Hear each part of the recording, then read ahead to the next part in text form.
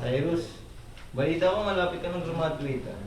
Oo po, tay. Sa November na nga po pala ako nag-graduate. Aba, malapit na pala. Alam mo, naisip ko, dahil running for magna cum laude ka naman, at malapit ka ng graduate, bibigyan kita ng regalo. Parang reward sa pagsisikap mo sa 4 years mo sa college. At ikaw pipili na magiging regalo mo. Talaga, tay? Salamat po. Gusto ko po sana ng sasakyan para sa magiging trabaho ko. Aba, yun lang pala eh. Kayang-kaya ko ibigay sa iyo. Talaga, tay? Hiyabang niyo naman. Aba, oo. Salamat, tay.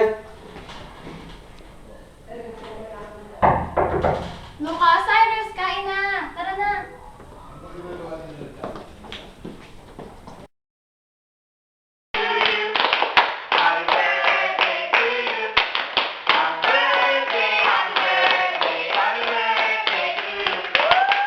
Happy birthday! Happy birthday! Happy birthday, anak! Ito, enjoy mo yung handa mo. Salamat, tay. Sige, kumain na kayo! Kumain na kayo! Salamat. Salamat! Cyrus, usap tayo sa rooftop. Sige, sige.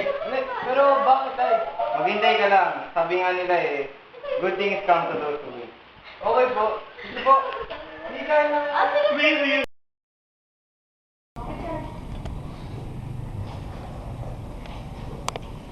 Cyrus, Tay, mo ko dinala dito. Wala naman tong stop na to eh. ang atat mo naman anak, eto, Ano yan? Biblia yan. Yan ang tatakbuhan mo pag may problema ka. Para saan pa? Marami tayong Bible sa bahay. Ano ka ba naman anak? Yan, tama yan. Yan na ang kotseng pinangako sa'yo. Kotse, asan yung kotse? Pangako mo sa birthday ko, bibigyan mo ako ng kotse. Sabi ko pa naman sa mga kabarkada ko na pag graduate ako, magkakakotse na ako. Pero asan yung kotse? Wala akong nakikita ang kotse, tay. Ano bang problema mo? Yan na nga eh. Tay naman eh, birthday na birthday ko, sinisira mo, tay. Cyrus!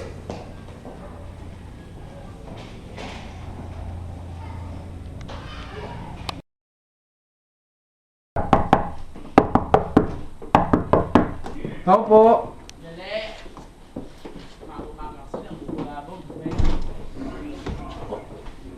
Ba't ka na dito?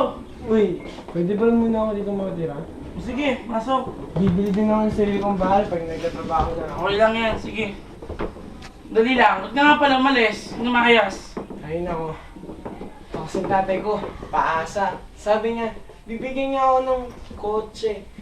Pero ano, instead of giving me a car, just give me a Bible. Paasa, nakakainis. Sige na, chill lang. Na, upo ka na, kaka-stress ka eh. Uy, salamat ah. Basta pag nagkaroon ako ng chance na magkatrabaho, bibili din ako sa iyong bahay, tsaka aalis din ako dito. Sige, As soon as possible. okay. Salamat, pre.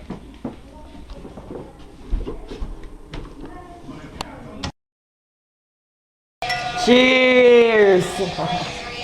Saya ng buhay. Saya ng buhay, independent. Ako, nasing ka na nga talaga.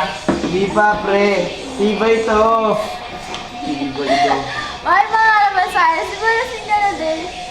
Totoo na yung sasabihin mo.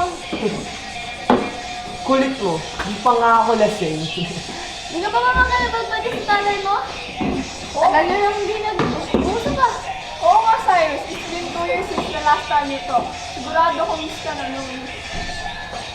Sus. Miss. Kung miss niya ako, sana tinawagan man lang niya ako kaya pinuntahan. Pero hindi. Ibig sabihin, wala siyang pakialam sa akin. Kaya, okay lang yun. Ay, nako, ikaw pa. Solid pa si pre. Okay.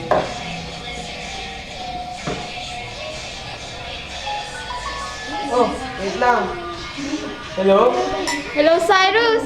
Oh, sino to? Si Jenny to. Hi Jenny. Bakit ka pala napatawag? Gusto ko lang sabihin na condolence.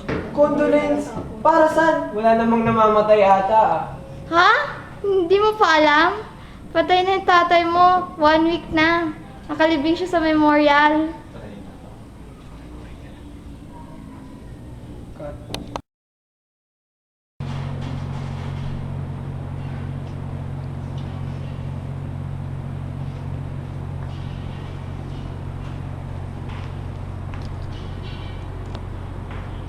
boy.